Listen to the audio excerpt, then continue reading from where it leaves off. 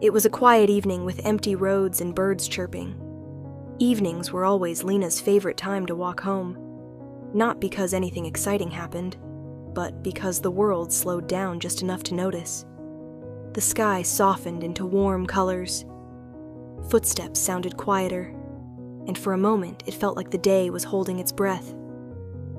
Lina walked without hurry, listening to the calm around her. That is when she saw the cat. It sat at the corner of the footpath as if it was waiting for someone. Not nervous, not in a rush. The cat looked at Lina, not the way animals usually do, but as if it recognized her. Then it stood, stretched slowly, and stepped down. It looked like the cat was calling Lina. Lina didn't decide to follow the cat. She didn't even question it. Her feet moved before her thoughts did. One step, then another. The cat walked calmly ahead, looking gently at Lina, as if it already knew her and trusted her. They both kept walking, and Lina kept following her without any doubts in her mind. The narrow path opened into something unexpected. The city faded behind her. In front of her was a garden, quiet, overgrown, and softly glowing. It felt forgotten, but not empty. The cat led the way for Lina. Lina realized she had arrived somewhere important.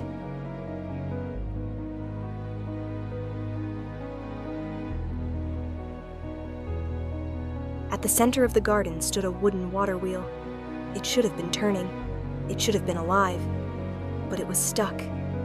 Nearby plants drooped. Their colors were dull and tired. The garden was beautiful, but it was waiting, and the cat stayed close, patient and still. Lina knelt beside the wheel and placed her hands on the wood. She was not sure what to do. She wasn't sure it would work, but she tried anyway. She pushed, adjusted, pushed again, and sometimes trying is enough. With one final effort, the wheel loosened. It turned, slowly at first, then freely. Water rushed forward, and the joy struck in the eyes of Cat as if it was saying thank you. The garden changed. Leaves lifted. Flowers opened. Color returned where there had been none, as if the garden itself was saying thank you. The air felt warmer, lighter. The cat circled Lina with joy, happiness, and satisfaction. The garden was happy again, and then they both started going back to where they were going.